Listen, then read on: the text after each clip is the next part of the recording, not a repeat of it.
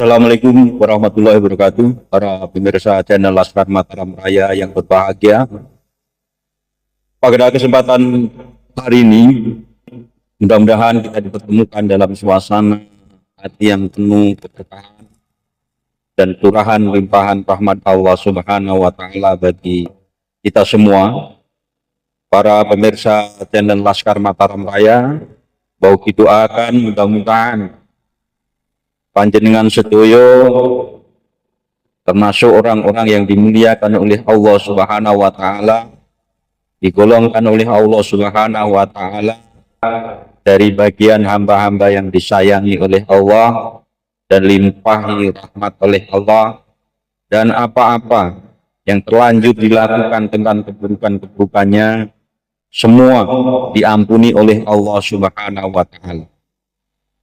Para pemirsa semua, diskursus nasab Ba'alwi ini sudah bergulir lama, kurang lebih 2,5 tahun.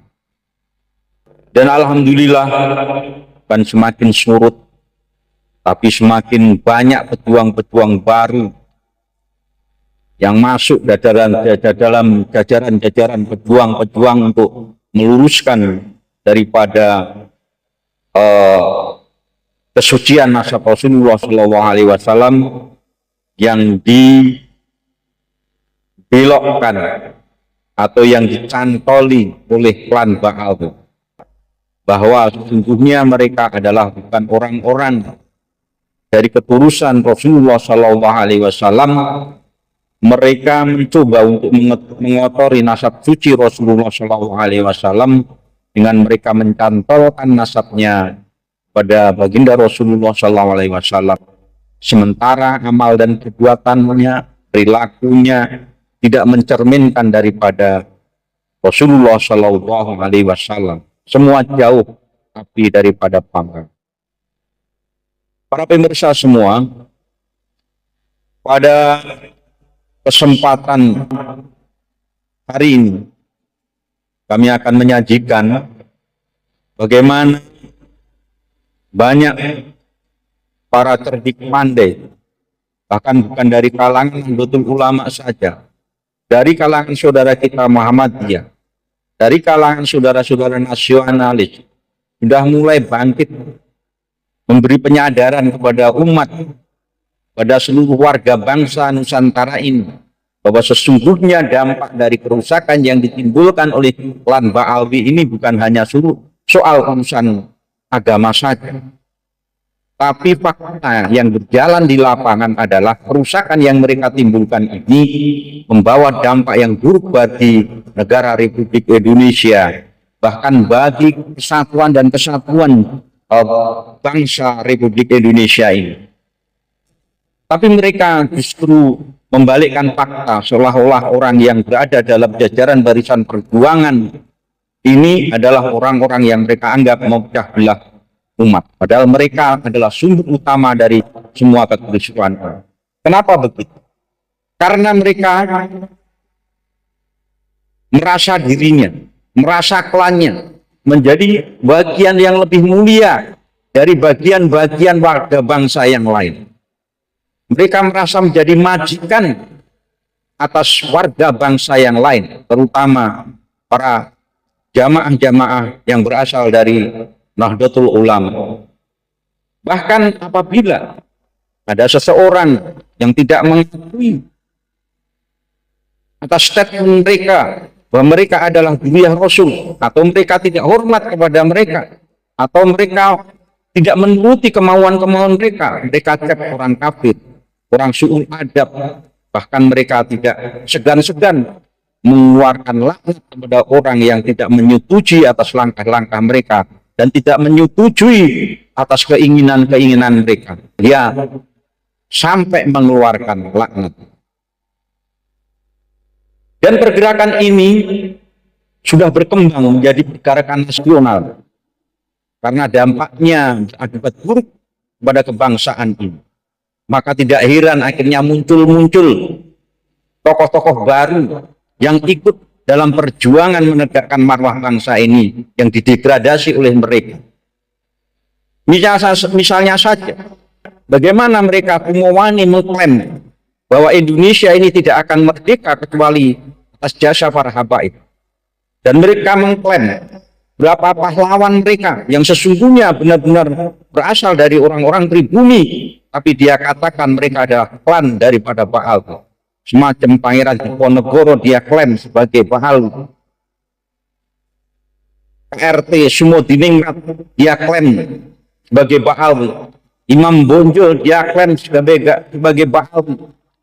Dan bukan cuma itu saja, kelicikan mereka menyiapkan skenario seperti yang pernah ditemukan oleh Mbah Ukit. Misalnya ada sebuah makam, di situ sudah skenario makam itu ditempelkan oleh tokoh bangsa Nusantara. Terus mereka bikin skenario seolah-olah ia menjadi daripada saudara atau bahkan suami atau istri daripada tokoh Nusantara itu. Kemudian melahirkan dari misalnya mengaku sebagai istrinya pangeran siapa. Dari situ melahirkan anaknya ini yang dikubur di sini. Jadi mereka sudah membuat makamnya, makam palsu, dan mereka membuat skenario penulisan sejarahnya sudah sejarah palsu. Ini kelicikan mereka. Dan ini kalau tidak dibongkar, kasihan pada anak cucu kita nanti yang tidak mengetahuinya. Seolah-olah mereka percaya bahwa yang memerdekakan bangsa Indonesia ini adalah para habaib yang berjasa terhadap Nusantara. Ini adalah para habaib, baik itu secara jasa secara teritorial kenegaraan atau berjasa dalam masalah keagamaan, karena mereka mengeluarkan statement bahwa rakyat Indonesia ini akan tetap menyembah pohon, akan tetap menyembah batu, andai kata tidak ada habaib yang kesini. Ini kalau orang awam yang sudah jatuh cinta kemakan doktrin mereka akan percaya mantap-mantap. Tapi alhamdulillah Allah berkehendak lain. Allah menghadirkan mujadid yang benar-benar membukakan mata dan cakrawala pemikiran kita semua yang selama ini tidur dinabubukkan oleh doktrin-doktrin daripada klan Ba'alawi ini yang menyesatkan umat, terutama warga Nahdlatul Ulama. Alhamdulillah muncul Kiai Haji Imaduddin, dan kemudian terus berkembang muncul kiai-kiai baru yang juga ikut mengadakan penelitian dari berbagai disiplin ilmu, mulai dari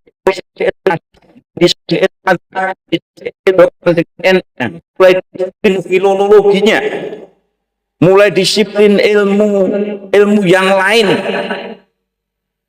misalnya ilmu tentang nisan-nisan.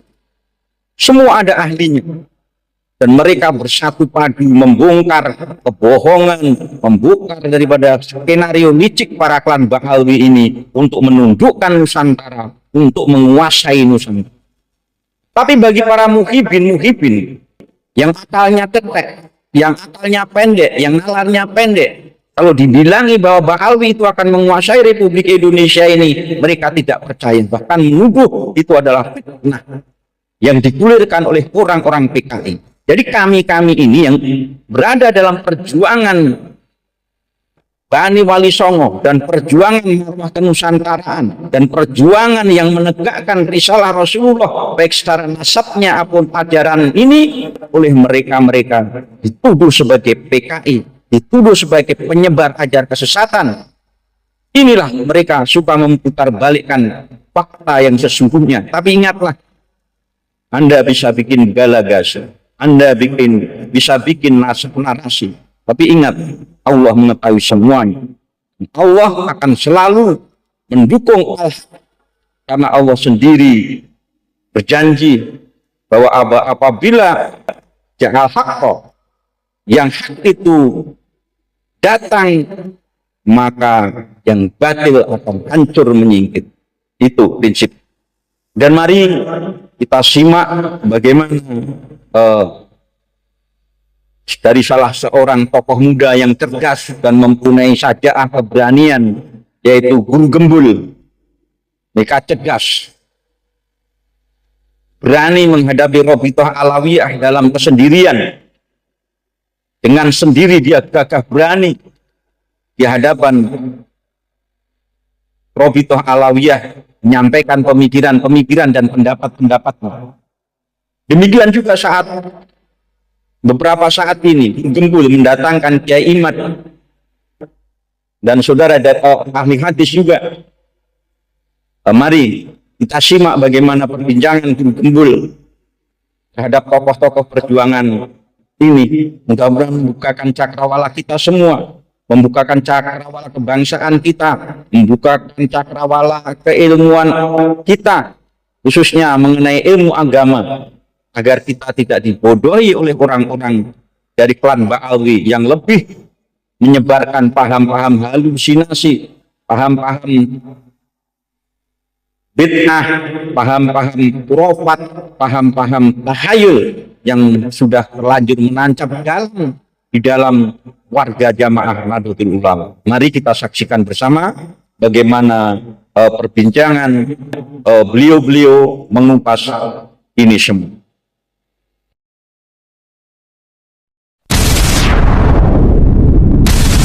Assalamualaikum Baraya, ketemu lagi di Guru Gembul Channel, dan sekarang saya juga bertemu dengan pakar-pakar terkemuka yang kemarin-kemarin bikin polemik di Indonesia dan cukup meramaikan media sosial selama beberapa tahun ini. Jadi kita sambut, nggak usah dah. Tadi saya sudah menyambut. Ini ada Kiai Imaduddin Usman Al-Bantani sebagai tokoh yang pertama kalinya memicu polemik nasab ini, dan di sebelahnya ada Kiai Alawi, seorang pakar rijalul hadis yang sekarang juga akan kita bahas untuk melihat bagaimana perspektif beliau terkait dengan nasab. Kita berbincang sama siapa dulu nih? Sama Kiai Imad nih. Kiai Imad, apa kabar? Baik ya? Baik, Pak Guru. Alhamdulillah. Saya mulai dari hal yang sangat sederhana. Kiai, tolong jelaskan apa alasan Kiai bikin polemik ini, mengangkatnya ke muka publik. Ya, mungkin yang dimaksud oleh Guru Gembul adalah polemik nasab alwi yang nasab alawi beri kesimpulan bahwa nasab alwi adalah nasabun batilun mardudun maudhu'un qati'un. Nasab yang itu terputus sejarahnya dan nasabnya dari Rasulullah Muhammad SAW. Dia adalah nasab yang tertolak, mardud. Dia juga nasab yang maudhu', palsu. Juga nasab yang sama sekali tidak bisa diverifikasi berdasarkan ilmu sejarah, ilmu nasab, juga tes DNA. Nah, kenapa itu bisa saya mengarah motivasi apa gitu yang membuat saya kemudian meneliti nasab alwi ini? Karena memang nasab alwi ini adalah nasab yang mereka mengaku keturunan dari Rasulullah.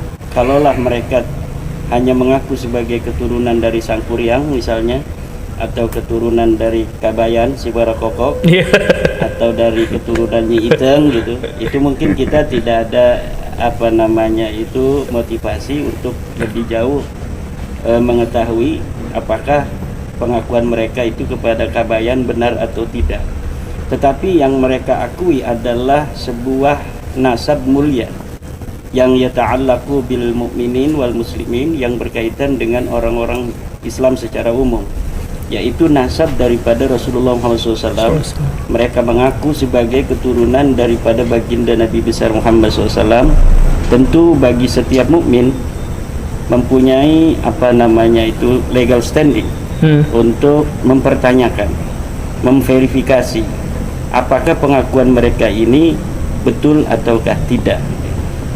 Itu mungkin Guru Gembul. Ini langsung punten ya, di awal langsung ada bahwa nasabnya itu salah, keliru, batil juga, tidak nyambung dan sebagainya. Ini klaim yang seperti ini kan klaim yang awal Pak Kiai sampaikan. Tapi kan selama dalam kurun waktu 1-2-3 tahun belakangan ini juga ada bantahan-bantahan yang menyebutkan bahwa nasab ini diakui dan nasab ini tercatat dan nasab ini sah dalam syariah Islam untuk diakui. Ya, orang yang membantah kemudian bicara sendiri tanpa mau untuk dipertemukan dalam meja ilmiah, dalam meja perdebatan, di dalam meja diskusi. Data-data yang mereka dapatkan ini apakah memenuhi prinsip-prinsip ilmiah ataukah tidak, itu tidak bisa disebut mereka sudah membantah.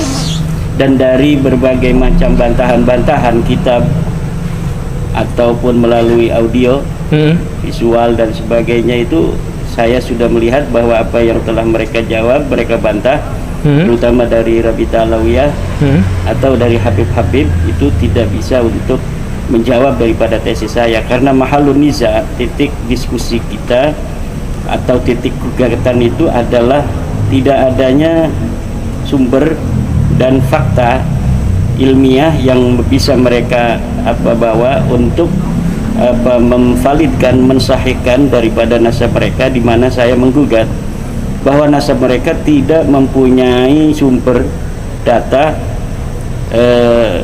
dari pengakuan sosok tokoh yang akui, yaitu Ahmad bin Isa. Mereka mengakui Ahmad bin Isa sebagai luhur mereka.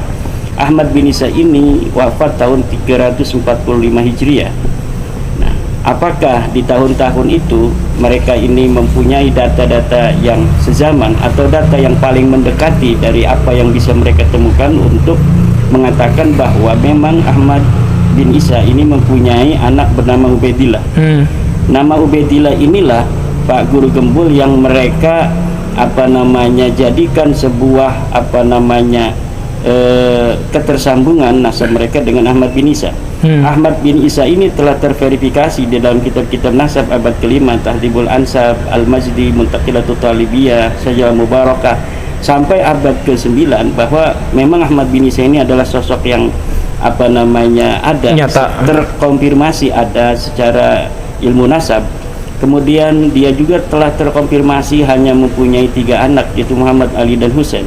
Ini ada di dalam kitab Syajarah Mubarakah karya daripada Imam Al-Fakhrur Razi, yang ditulis kitab ini sesuai dengan manuskrip yang ada, yaitu 597 Hijriah.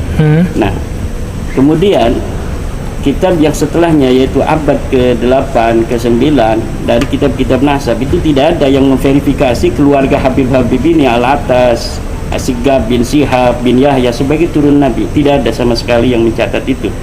Mereka mulai mengaku di abad 9 itu.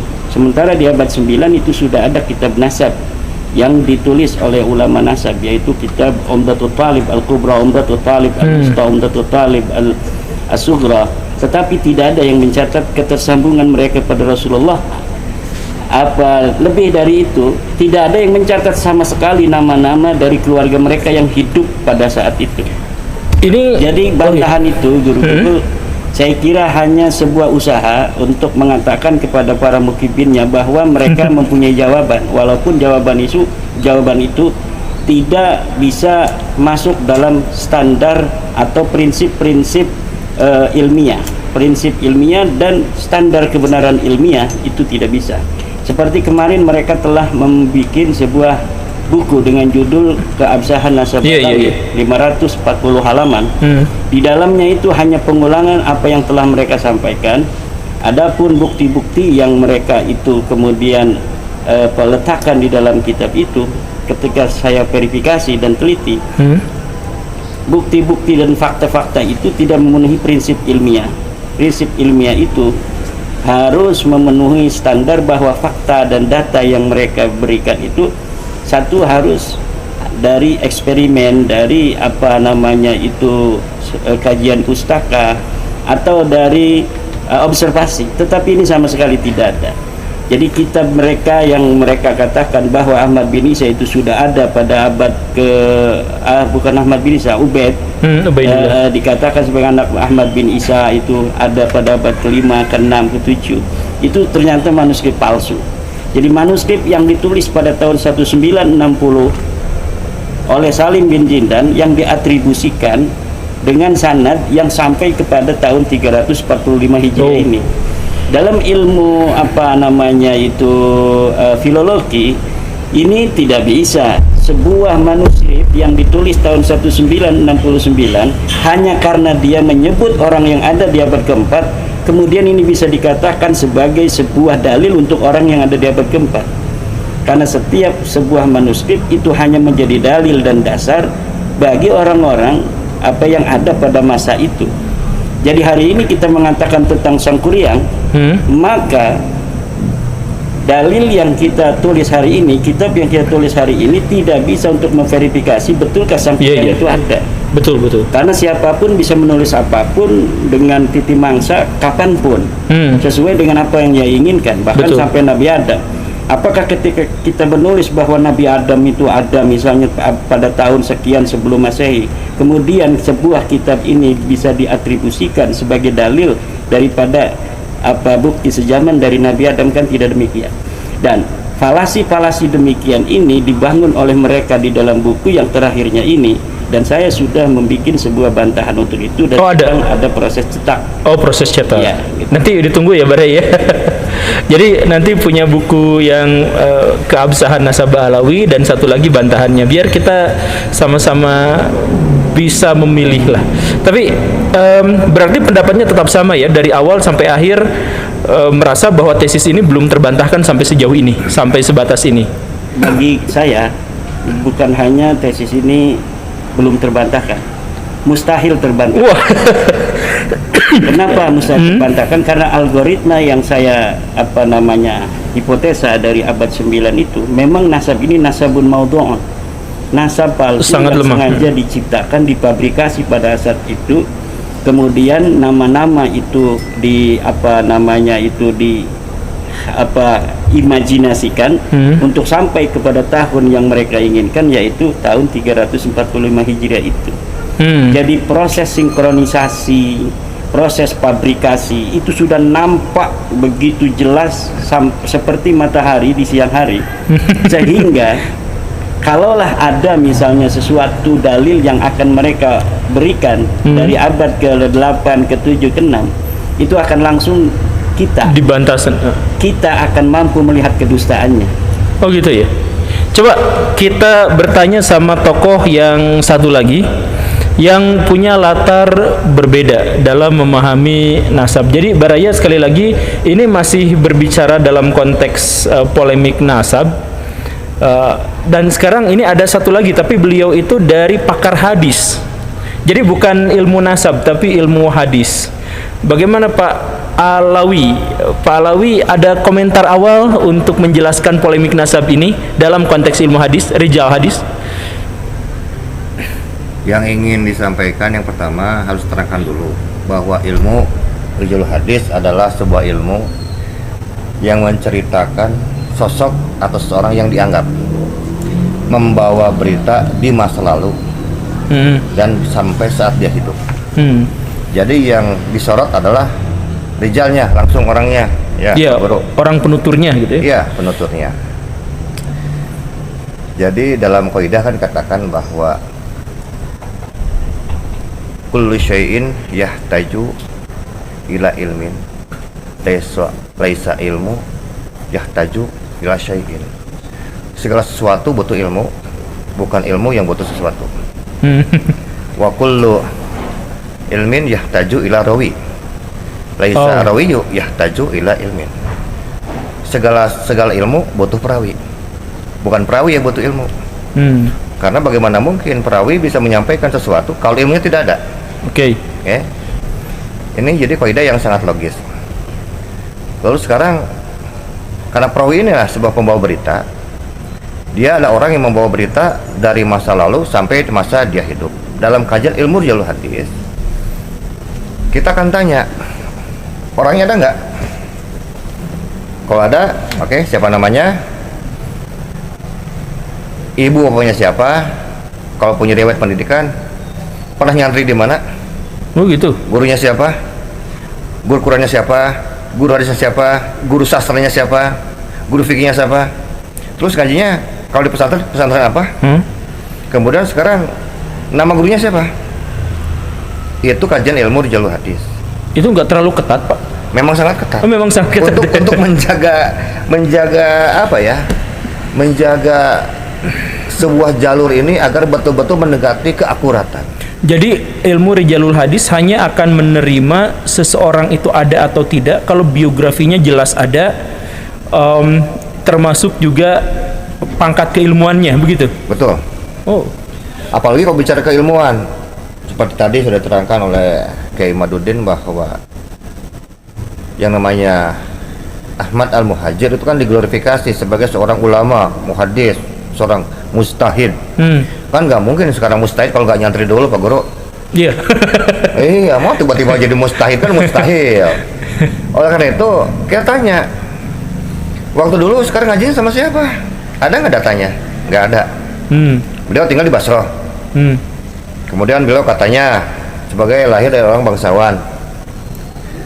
Kemudian dalam bangsawan ini kan sudah terbiasa mereka selalu mencatat yang namanya silsilah kebangsawanan mereka. Betul. Dan kebiasaan masa lalu. Betul. Jadi sangat mustahil apabila sekarang dikatakan sebagai seorang bangsawan, keluarga ini tidak punya sekarang silsilah yang hidup pada zamannya. Kan ini hidupnya abad 3 atau abad 4. Di mana waktu itu ya sangat-sangat berkembang ilmu pengetahuan di kota Baghdad, Basra, Kufah dalam dinasti Abbasiyah. Kemudian beliau juga dari kecil katanya kan gitu. Mengajinya kan banyak benar nih, berbagai disiplin ilmu pengetahuan, tafsir Quran, ilmu hadis, fikih, ilmu sastra, balaghah, macam-macam. Yang menarik dari kitab-kitab sekarang yang hidup abad 3 dan 4, misalnya dari mulai kitab tafsir At-Tabari, kemudian Tarikh At-Tabari, kemudian kitab Sahih Ibnu Huzaimah, kemudian dalam kitab Ibnu Mandah, Al-Iman Ibnu Mandah, kemudian dalam kitab sekarang As-Sahih As-Saghir, Al-Kabir, kemudian As-Sunnah Ad-Darqutni. Saya panjangkan hampir 300 tahun dari prediksi seorang tokoh, seorang historis, seorang ulama yang menurut Balawi ini pernah hadir, ternyata namanya tidak pernah tercatat sebagai ulama satupun. Jadi saya pertegas nih. Jadi Bapak menyebut bahwa leluhurnya Ba'alawi yang bernama siapa tadi? Ahmad Al-Muhajir, ya. Itu ternyata yang diklaim sebagai seorang ulama besar yang seharusnya memiliki catatan tertulis, betul, seharusnya memiliki biografi dan diakui oleh orang-orang, ternyata selama 300 tahun tidak pernah ada riwayatnya. Iya, nyantri aja nggak pernah. Nggak, tapi orangnya ada? Tidak ada. Oh, orangnya juga tidak ada, tidak diketahui. Kalau orangnya ada harus ada datanya. Kan kita bicara ilmu di jalur hadis. Ada nggak orang? Oh iya. Jadi keberadaan seseorang itu harus dicatat sebagai buktinya dulu ada atau tidak, baru kita akui orangnya ada atau tidak, begitu ya? Iya. Nah ini buktinya sama sekali tidak ada. Tidak ada, sama sekali tidak ada. Nihil yang namanya jadi kepangkatan yang disematkan pada Ahmad Al-Muhajir itu memang betul-betul tidak ada. Jangankan mustahid, santri aja nggak tahu kok. Nyantri di mana, gurunya siapa, nggak ada. Ini klaim ini tuh betulan Pak bahwa Ahmad Al-Muhajir tidak pernah tercatat berguru pada siapa. Betul. Dan murid-muridnya siapa? Iya. Tidak pernah. Tidak pernah. Tapi catatan internal dari Ba'alawi itu ada mungkin Pak? Ya katanya, mereka katanya bahwa Ahmad Al-Muhajir pernah buat musnad, kumpulan-kumpulan, berarti kumpulan-kumpulan perawi. Musnad dia. Iya, namanya kumpulan-kumpulan perawi yang disatukan dalam sebuah kitab. Namanya musnad, isnad, sanad. Kalau sanad kan berarti mata rantai berhubungan dengan perawi. Kita tanya, perawinya mana? Kitabnya mana kalau begitu? Ada nggak? Nggak ada lagi. Coba nanti kitabnya mana, nanti dicek. Oh iya, silahkan. Saya juga nanti insya Allah ada itu Pak. Oh gitu, yakin? Nggak bakalan ada. Oh yakin lah tuh. Yakin. Kita sudah periksa itu dari 11.400 jalur periwayatan dari 50 kitab, insya Allah. Itu betul-betul tidak. Berapa punten 11.400 jalur periwayatan dari 50 kitab. Itu tidak ada satupun. Tidak ada. Bahkan saya tutup riset saya saking penasaran. Tutup dengan kitab Ad-Durrul Mansur Imam Jalil As-Suyuti. Karena dalam madzhab Syafi'i beliau ini kan bermuaranya semua sanad hadis, semua riwayat di sana bermuaranya. Jadi kalau Imam Jalil As-Suyuti kan beliau itu kalau meriwayatkan menggunakan kalimat wa kharaja, misalnya wa kharaja Bukhari fi sahihi, wa Muslim fi sahihi, wa Abu Daud fi sahihi, an Ibnu Umar, an Nabi Muhammad SAW faqala. Jadi nama orangnya, ulamanya dan kitabnya disebut. Kemudian siapa perawi yang membawa hadis tersebut itu selalu dibawa. Bahkan Imam Jalil As-Suyuti itu selalu meriwayatkan dari mulai abad 1 Imam Abu Hanifah, Imam Malik, Imam Syafi'i, terus sampai para ulama yang hidup di zamannya. Andaikan betul Ahmad Al-Muhajir dengan gelar yang begitu luar biasa, Imam Mustahid, kenapa tidak diriwayatkan satupun riwayatnya? Kenapa jawabannya? Ya karena memang tidak ada orangnya. Selesai. Tapi kalau menurut Kiai Imad dulu tuh Ahmad Al-Muhajir itu ada loh, yang tidak ada itu Ubaidillah. Kalau menurut Kiai Imad betul ya? Ya begini jadi yang dapat saya temukan dari Ahmad bin Isa ya, itu juga tidak kitab sezaman. Memang ada ulama-ulama dari sisi ilmu nasab pun menolak nama Ahmad bin Isa ini.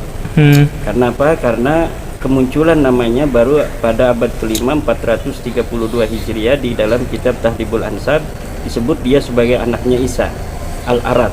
Di dalam kitab abad keempat itu kitab Sirri Silsilatil Alawiyah itu belum disebut nama Ahmad bin Isa. Dari situlah ada beberapa ulama nasab yang tidak menerima bahwa Isa juga punya anak namanya Ahmad.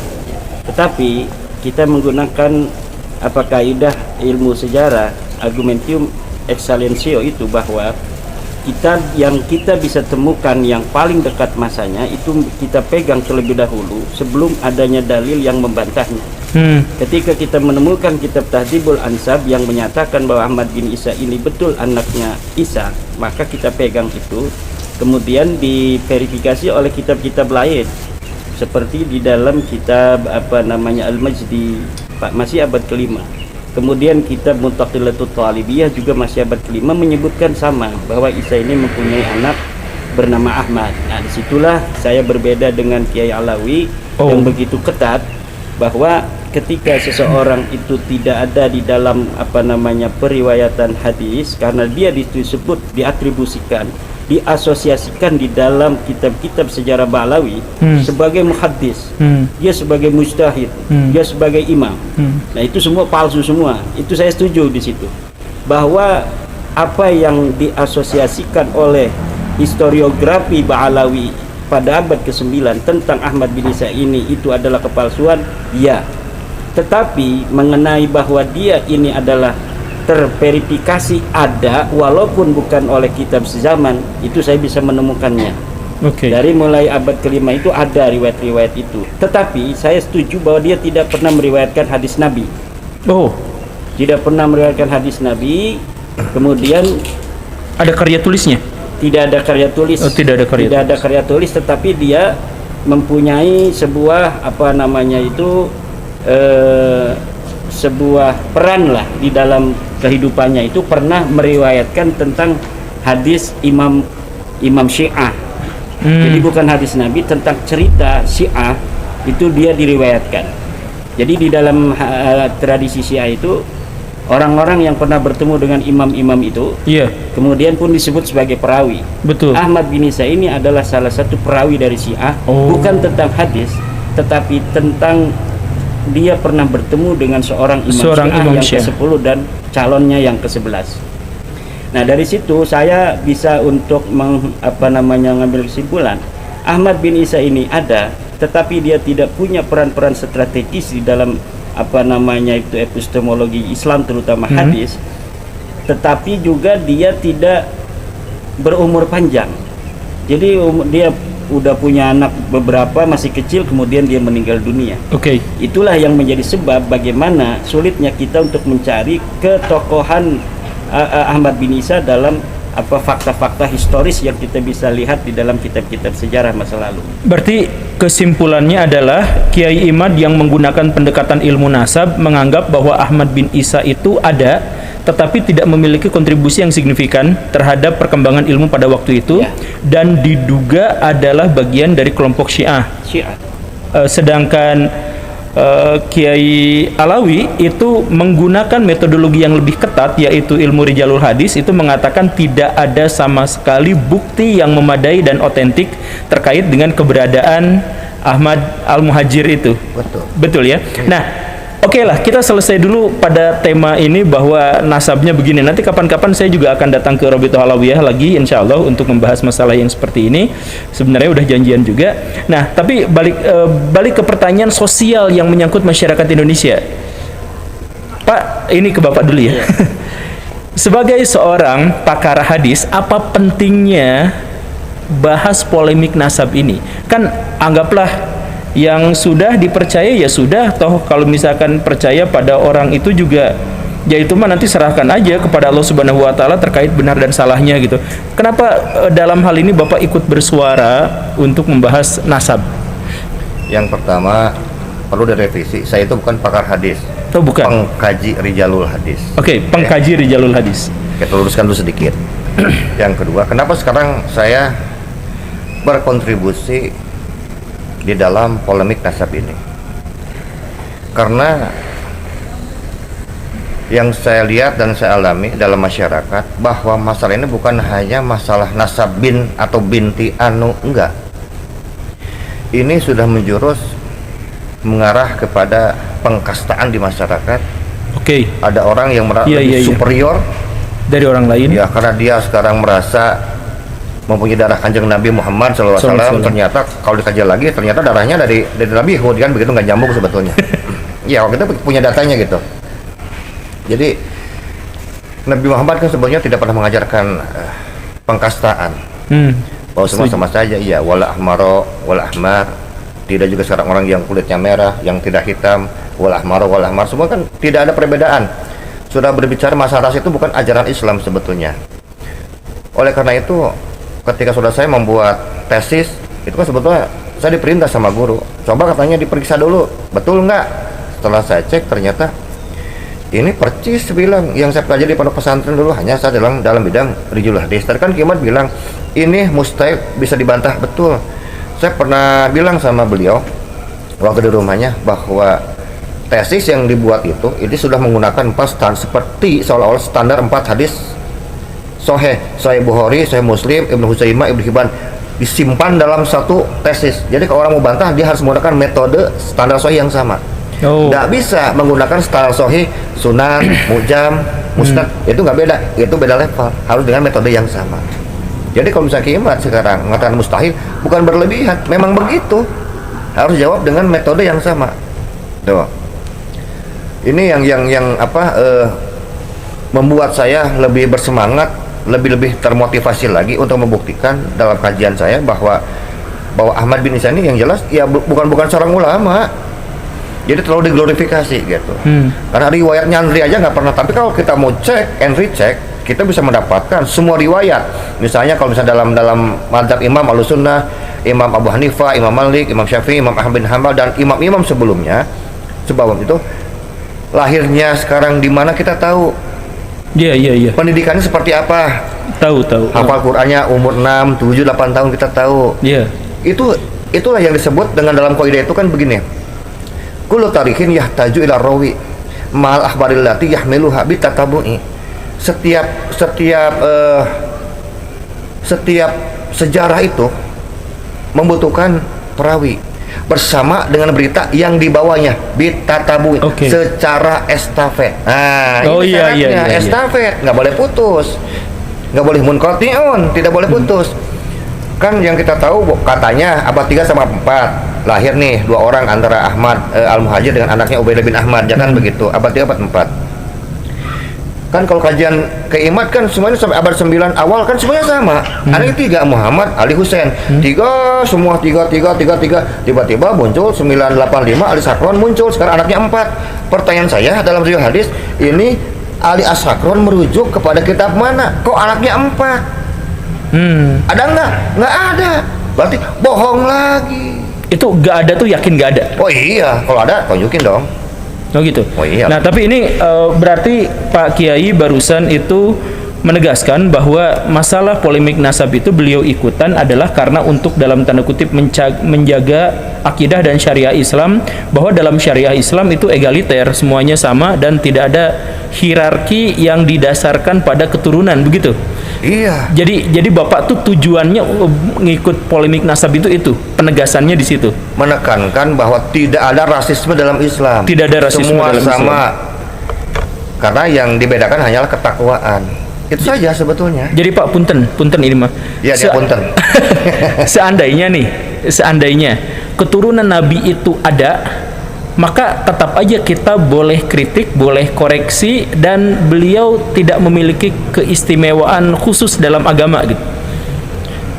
Dalam agama mereka tidak memiliki istimewa apapun kecuali dianggap ada kelebihan sedikit lah. Contoh lah, seperti kita menghargai sekarang anaknya camat, anak bupati.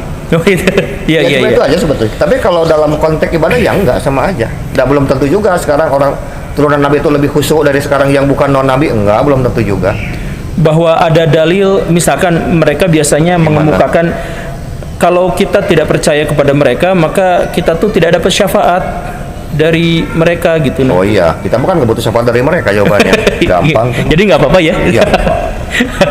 Kiai Imad, ini kayaknya pengen ngomong dari tadi.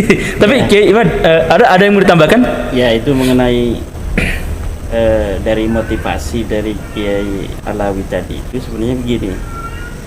Jadi nasab atau keturunan Kanjeng Nabi itu mempunyai sebuah kekhususan. Dia itu laikun li ayyuk tadabi, mempunyai kelayakan untuk dijadikan suri tauladan. Dan dari berbagai macam jalur keturunan Kanjeng Nabi Muhammad SAW, itu hanya klan Ba'lawi ini dari yang mengaku sebagai turunan Nabi yang memiliki kelainan. Oh, Kelainan satu, kalau misalnya dia itu diakui sebagai turunan Nabi oleh orang-orang itu, dia memiliki kecenderungan untuk mendominasi, menghegemoni dan menciptakan otoritas khusus bagi mereka. Kemudian ajaran-ajaran yang berbeda dengan para keturunan Nabi yang asli, yaitu seperti ingin dihormati lebih dari orang lain. Dan ini tidak ditemukan di dalam sejarah tentang keturunan Nabi di masa lalu yang lain. Dari jalur lain tidak ada seperti itu. Ini sebentar, butuh penegasan bahwa keturunan atau orang yang mengklaim sebagai keturunan Nabi itu bukan hanya dari Ba'lawi, tapi dari banyak klan, banyak. Tapi hanya dari klan Ba'lawi ini saja yang mendoktrinkan untuk mengistimewakan silsilah mereka. Betul. Yang lain tuh banyak sebenarnya. Banyak dari berbagai macam jalur, bahkan Ba'lawi ini hanya satu klan kecil, walaupun banyak dia, tetapi memiliki ajaran-ajaran yang lain dari keturunan Nabi yang asli, seperti ingin dihormati lebih dari orang lain, bersama dengan telah nyatanya keterputusan nasab mereka itu. Saya yakin dari mereka itu sebenarnya kalau mau jujur itu sudah mengakui bahwa nasab mereka putus. Tapi wa ma'adzalika, bersamaan dengan itu mereka itu terus untuk menganggap orang-orang itu tidak terlalu peduli dengan kajian-kajian ilmiah. Jadi doktrin dan framing bagi mereka itu lebih diutamakan untuk membangun otoritas dan hegemoni di tengah-tengah masyarakat yang dinilai oleh mereka itu bodoh. Nah, inilah tugas kita sebagai orang-orang yang sedikit diberikan pencerahan ilmu oleh Allah SWT untuk memberikan pencerahan, an-nasihah, ketulusan kepada saudara-saudara kita, bahwa sesungguhnya pengakuan mereka ini adalah pengakuan palsu. Saya dapat bertanggung jawab di dunia dan di akhirat, saya ulang-ulangi itu, bahwa mereka ini betul palsu, mereka ini betul keturunan Nabi, dan apa yang mereka sampaikan itu bukan untuk kalian, tapi untuk mereka sendiri. Kalau misalnya dikatakan oleh Guru Gembul tadi, bagaimana misalnya orang-orang yang ngurusi nasab orang gitu kan. Ya, apa untungnya buat mereka ngurusi nasab orang? Ya, kita balik bertanya, kenapa ente ketika itu diputuskan bahwa nasab ente terputus, nasab ente palsu, ente kepanasan, kebakaran jenggot? Kalau ente tidak merasa bahwa nasab ente itu tidak penting, maka ente tidak akan marah ketika kita mengatakan nasab ente putus. Toh nasab mau nyambung mau putus itu tidak ada artinya bagi dia misalnya. Tapi tidak begitu dengan Ba'lawi. Dia merasa penting pengakuan orang itu, bahkan dia datang ke kiai-kiai, ke ulama-ulama yang mau membantu mereka untuk mengatakan, memberikan testimoni bahwa nasab mereka ini adalah nasab yang tersambung. Untuk apa? Agar orang-orang bodoh-bodoh itu masih mempercayai mereka. Karena mereka tahu bahwa orang bodoh itu kadang-kadang masih mengakui ucapan-ucapan simbolis dari seorang ulama, walaupun tanpa fakta dan tanpa data, udah husnudon saja. Iya, husnudon itu haram hukumnya untuk sesuatu yang jelas sudah selain berbeda, terbalik 180 derajat dari apa yang kita husnudon nih. Kalau sudah terbukti salah, itu haram hukumnya kita husnudon. Gak boleh kita husnudon kepada garam kalau garam ini kita sudah rasakan dia itu asin, kemudian kita husnudoni dia manis. Ini dalam narasi Guru Gembul disebut dengan kebenaran ilmiah yang indrawi gitu. Yang nggak boleh kita apa namanya itu menghusnudoni sesuatu yang tidak logis. Ya kan ilmiah itu dia harus logis, dia harus empiris, harus verifikatif. Iya. Kemudian juga harus pragmatis. Ada aksiologi di situ. Apakah ada ketika kita mengungkapkan kebenaran ini manfaat yang akan dirasakan oleh masyarakat? Ya jelas ada. Buktinya pendawiran di mana-mana. Iya. Setelah bab nasab ini, isu nasab, diskursus nasab ini kemudian muncul, pendawiran turun 99%.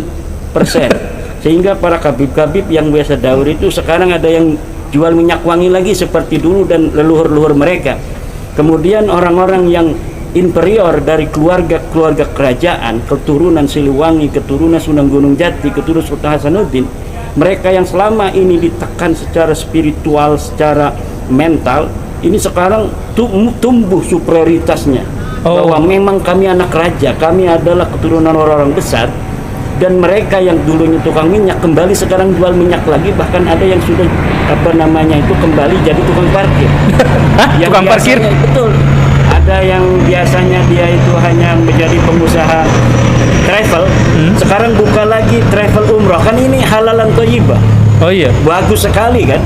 Berarti diskursus nasab ini Guru Gembul ada manfaat secara aksiologis selain dari dirinya sendiri yang memang adalah sebuah kebenaran secara ontologis dan epistemologis, tapi secara aksiologis ada manfaat yang dapat dirasakan oleh masyarakat, terutama umat Islam, terutama umat Islam NU, yang di dalam salah satu ajarannya ada sebuah poin untuk mencintai keturunan Nabi, walaupun tidak ada dasar dalil dari agama yang kuat dari Al-Quran dan hadis, tidak ada. Yang ada itu adalah tentang kewajiban kita mencintai Allah, mencintai Rasul dan ahli bait. Ini ada dalilnya. 3 ini ada dalilnya. Tetapi mencintai keturunan Nabi, keturunan ahli bait tidak ada dalilnya. Walaupun tidak ada dalilnya dalam tradisi pemahaman keagamaan Ahli Sunnah wal Jamaah, ini itu ada itemnya. Nah, dalam sedikit atau lemahnya item adanya sebuah anjuran mencintai keturunan Nabi ini, yang walaupun ini item lemah tetapi menjadi sebuah hal yang mayoritas di tengah umat kita, maka ini kita harus selamatkan umat-umat Islam ini dari doktrin-doktrin Ba'alawi di mana mereka merasa dirinya sebagai ahli bait. Ini mereka ngomong ahli bait segala macam ini karena banyak dalil-dalil ahli tentang ahli bait di mana Nabi mengatakan bahwa siapa yang mencintaiku, cintailah ahli baitku. Iya. Ya kan? Nah, ini dipakai oleh mereka untuk diri mereka sendiri. Padahal hadis itu untuk Fatimah, untuk Ali, untuk Hasan dan Husain. Dan ini ada hadisnya. Sahabat bertanya kepada Rasulullah, "Ya Rasulullah, man qarabatukal ladina umirna bimawaddatihim?" Ya Rasulullah, siapakah kerabatmu yang kami diperintahkan untuk mencintai mereka? Qala Aliyun wa Fatimatu wa Hasanun wa Husain. Fatimah, Ali, Hasan dan Husain, itu saja yang wajib. Siapa orang yang membenci 4 ini secara epistemologis di dalam ajaran, seperti misalnya ajaran Khawarij, Nawasib, yang ada yang membenci Ali, ada yang membenci Fatimah, ada yang membenci Hasan dan Husain, ini adalah orang-orang yang sama saja meninggalkan kewajiban dari madmun hadis, di mana di dalam hadis ini dikatakan wajib mencintai mereka. Dan ini sebenarnya adalah ada di dalam diskursus teologis masa lalu antara Syiah, antara Nawasib, ya antara yang sekarang Nawasib itu mungkin anak buahnya itu seperti Khawarij, Wahabi dan lain sebagainya itu. Nah, itu diskursus semacam ini kemudian yang kita baca dari kesejarahan masa lalu itu sebenarnya di dalam setiap diskursus, walaupun ada efek-efek samping seperti adanya saling benci membenci, saling caci mencaci, tetapi keilmuan pada saat di mana diskursus itu muncul itu luar biasa. Jadi meningkatkan daya kreativitas dan produktivitas ulama pada masanya. Coba aja kita secara secara fakta. Hari ini ada ulama-ulama dari Malaysia yang membantah tesis saya dengan tulisan. Saya sudah bantah. Kemudian dari Tarim, kitab, ada dari Mekah, Ada dari ulama-ulama lokal seperti Nasional. Syekh dari Sukabumi, Syekh Abdullah Mukhtar, ada dari Kiai Qurtubi, ada dari Hanif Alatas, ada dari Kiai Cianjur, Kiai Deden. Itu bikin kita berbahasa Arab. Jadi apa? Diskursus itu sebetapapun memang ada efek sampingnya secara sosiologis, tetapi itu nilai-nilai kemanfaatannya luar biasa. Selain luar biasa untuk mengungkapkan kebenaran ilmiah, untuk menyatakan bahwa Ba'alawi ini memang bukan cucu Nabi. Dari 4 minimal itu, pertama nasab, kemudian sejarah, tes DNA, akhlak aja itu tidak matching untuk dikatakan sebagai cucu Nabi. Iya. Itu menurut saya ya. Oke. Pak Guru Gembul. Nanti kita garis bawahi yang bagian itu. Tapi balik lagi ke Ustadz Kiai Alawi. Tadi Kiai Imad menyampaikan bahwa bukan hanya Ba'alawi saja, tetapi ada banyak klan-klan yang mengaku berasal dari keturunan Nabi. Menurut ilmu Rijalul Hadis, sampai sejauh mana keotentikan dari, kan kalau misalkan yang Ba'alawi tadi langsung dinyatakan selesai, itu tidak ada buktinya, tidak kelihatan biografinya, tidak ada karyanya, tidak ada. Nah, klan-klan yang lain itu bagaimana? Klaim-klaim yang lain yang kita selidiki, kita teliti, seperti nakobah ashraf yang di internasional, di luar negeri ya, Pak Guru Gembul. Semenjak mereka berdiri, mereka sudah punya manuskrip. Aneh nggak sekarang? Sekelas Robert Alwiyah, baru kelabakan sekarang, baru cari manuskrip. Kenapa? Gitu. Oh iya, karena memang nggak punya naskah aslinya. Satu. Tapi yang lain, nakobah yang lain itu ada manuskripnya. Ada. Nah, kalau dalam ilmu Rijalul Hadis itu harusnya, karena kan nakobah itu kan sebuah lembaga yang mensahkan sekarang sebuah nasab. Kalau sekarang perorangan kan katanya ada nakib. Kalau dalam ilmu Rijalul Hadis, kalau dengan syarat tabung estafet, ya kan dari zaman ke zaman, anggap aja nih abad 3 sampai abad 9 gitu ya, saling mengesahkan. Jadi biar ini betul loh jalurnya. Ada yang mengesahkan, harusnya ada kalimat misalnya hadasana Nakib Ibrahim, hadasana Nakib Sulaiman, hadasana Nakib Ahmad, qala hadasana Nakib Ubaidillah misalnya. Jadi ini ada nakib yang mengesahkan dari satu zaman ke zaman yang lain. Pensahan, isbat namanya itu. Pertanyaannya, Ba'alawi punya nggak isbat kayak begitu? Nggak ada. Kenapa nggak ada? Kenapa tuh tidak ada? Ya, sesuai dengan bukunya katanya sukroh, koma istifadoh, dan disahkan oleh ulama-ulama di zamannya. Zaman siapa? Mana isbatnya? Jadi klan-klan yang mengaku sebagai keturunan Nabi, yang mengaku sebagai Habib dalam tanda kutip, itu yang lain ada manuskripnya, kecuali Ba'alawi ini justru. Iya, dan manuskrip yang lain itu nggak pakai gelar Habib, pakainya Sayyid atau Syarif. Waktu kemarin saya podcast waktu di Manem Ali 3 hari kemarin, beliau mau buka kitab Taurah abad 3. Jadi untuk keturunan sekarang Bani Ismail bin Ibrahim alaihissalam itu dikatakan Sayyidus Syarif, hanya 2, Sayyid dan Syarif, untuk keturunan dari Nabi Ismail alaihissalam, bukan dari Ishak. Ismail semua Sayyid Syarif semua. Nah, salah satu pengklaiman mereka, Habib itu dari dulu sudah ada. Nah, ini salah satu dalil ya, saya bacakan sedikit nih. Wa qala Razin bin Ubaid kuntu indabna Abbas radhiyallahu anhu fa'ti Ali Zainal Abidin bin Al-Husain faqala Ibnu Abbas marhaban bil Habib ibni Habib. Orang sepintas, oh ini ada. Oh, sekarang kita bedah sedikit ini hadisnya. Telah berkata sekarang Razin bin Ubaid ketika beliau sekarang berada di samping Ibnu Abbas radhiyallahu anhu, beliau mendatangi Ali Zainal Abidin bin Al-Husain. Berkata Ibnu Abbas kepada siapa? Kepada Ali Zainal Abidin. Marhaban bil Habib nih Habib. Selamat datang kekasih dari anak kekasih. Oh ini Habib katanya. Jangan dulu senang. Jangan dulu senang. Bentar, kita bongkar Rijalul Hadisnya di sini. Pertama, kita bicara Rijal. Ibnu Abbas kapan wafatnya?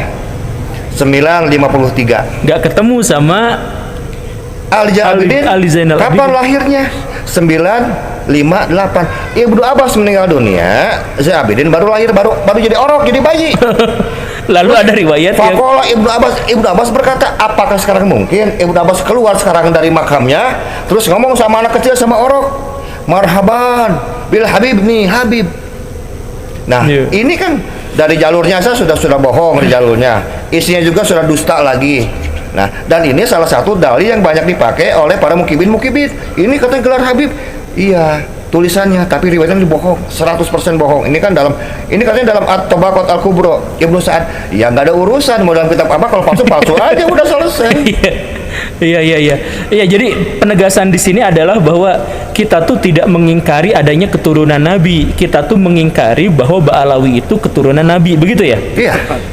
Tepat ya? Iya. Jadi kan ada tudingan bahwa kenapa Kiai Imad dan teman-temannya itu tidak percaya sama keturunan Nabi? Kan nanti Imam Mahdi juga dari keturunan Nabi. Itu berarti tidak relevan tuduhan itu ya? Relevan. Karena kita tetap percaya bahwa Nabi itu ada dan berketurunan sampai sekarang. Hanya saja bahwa yang Ba'alawi itu harus kita koreksi atau harus kita kritik. Bukan dikoreksi. Oh, bukan lagi.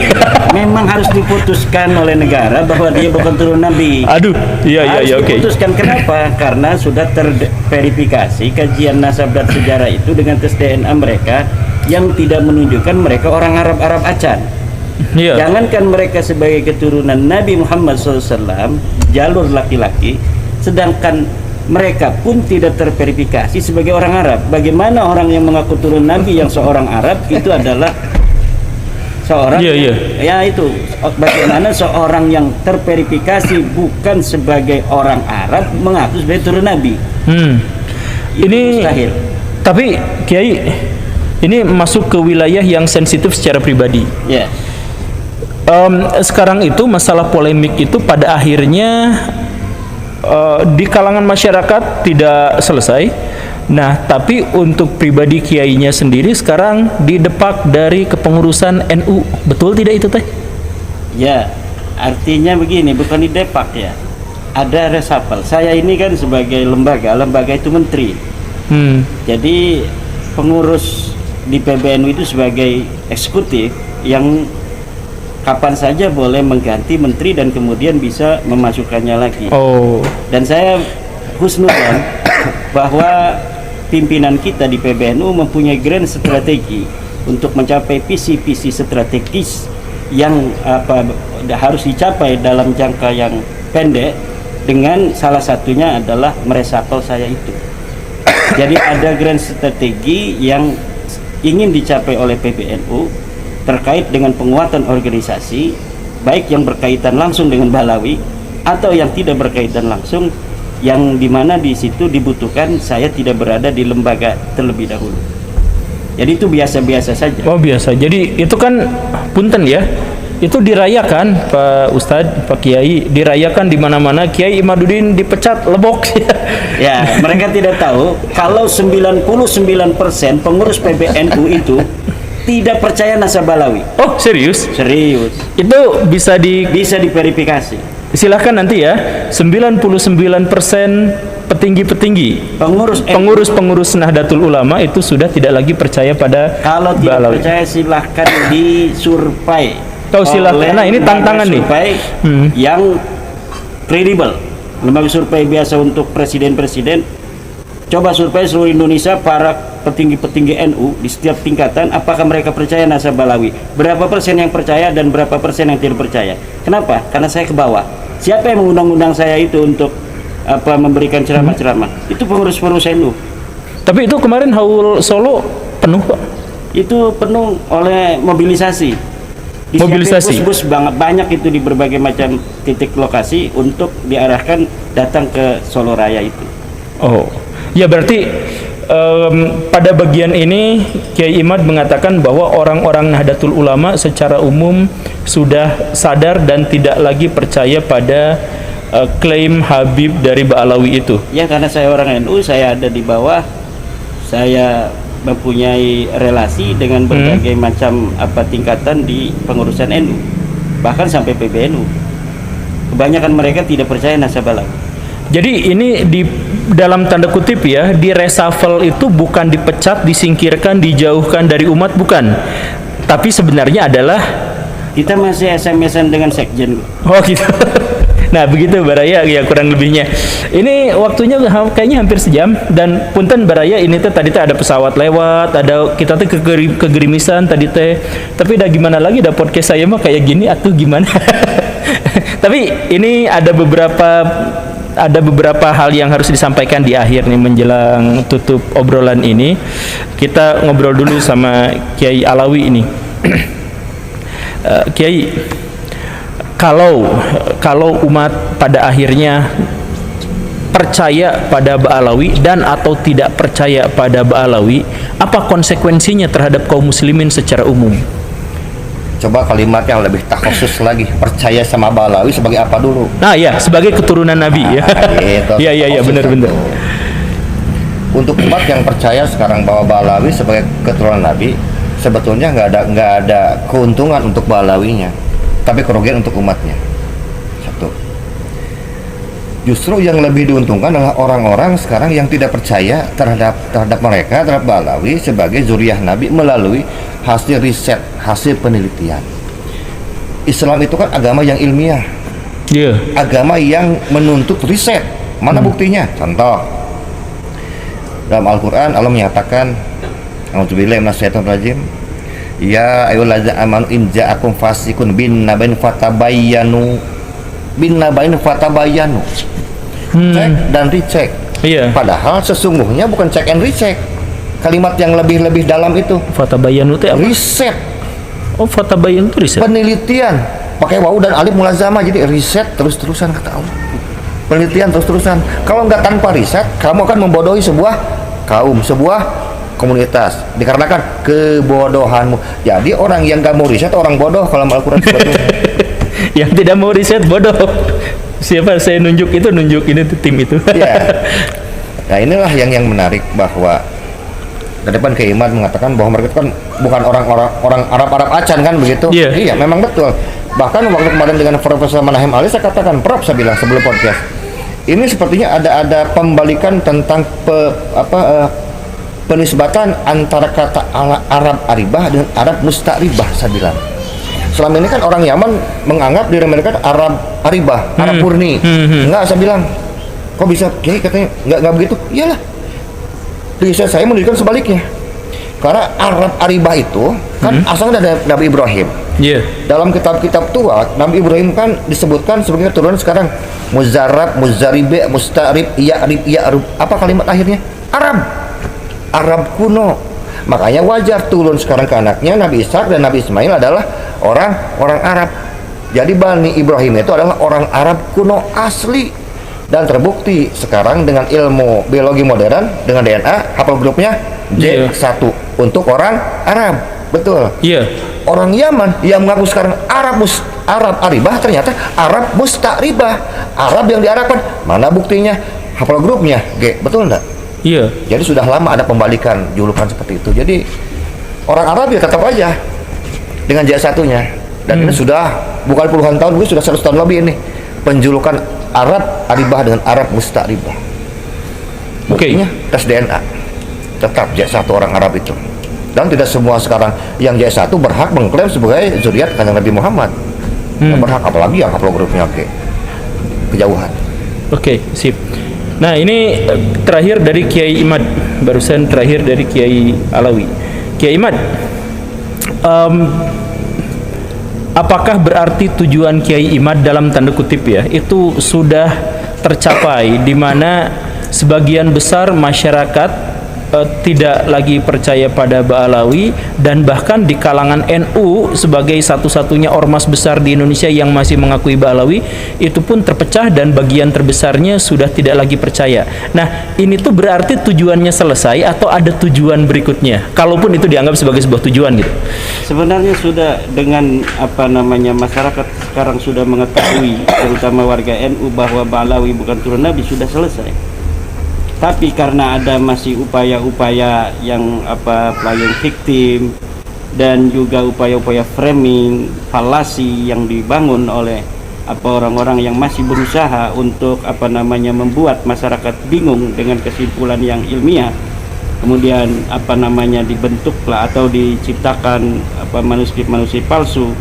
Ya saya kira diskursus ini akan makin menarik, akan makin terus menjadi tetap masih masuk ke dalam, Masih jadi polemik gitu ya. masih jadi polemik yang viral gitu. Kemudian akan lebih bisa untuk mengangkat hal-hal yang masih sekarang ini tersembunyi dari berbagai macam penyimpangan Balawi, termasuk beberapa ajaran-ajaran yang sekarang mulai terverifikasi.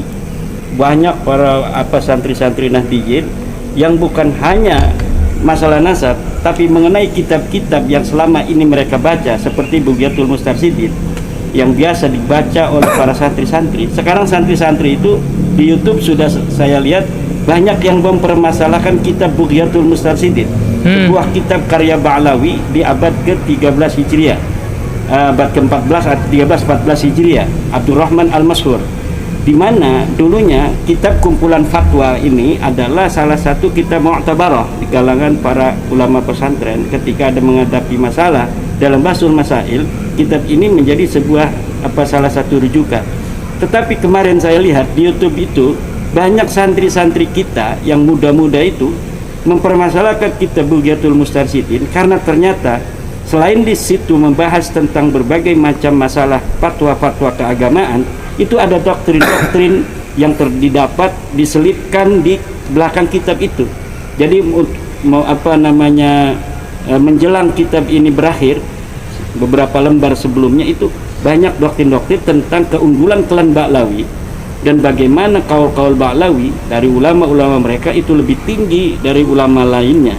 Iya. Bagaimana dalam bab kafa'ah, bagaimana dalam bab mujaddid, mereka itu mengurut mujaddid ya kebanyakan dimasukkan Ba'lawi.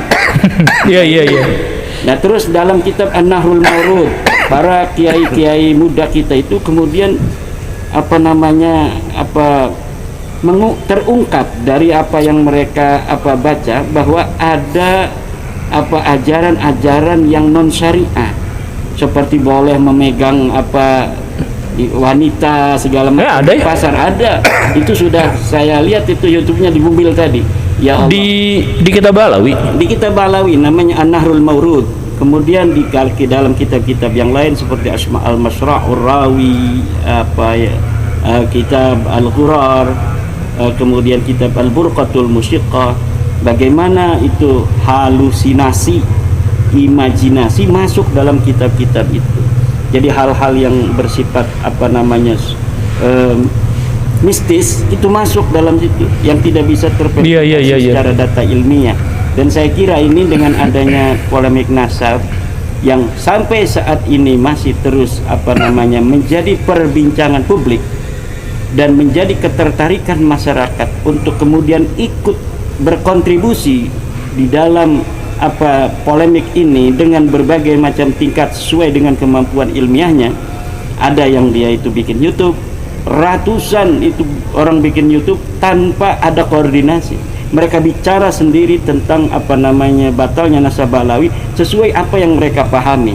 Ada yang hanya mengambil dari pidato saya, pidatonya Kiai Alwi, kemudian disebarkan, dan ini jumlahnya ratusan, dan ini tidak ada sebuah organisasi khusus yang menjadi dirijen untuk semua itu.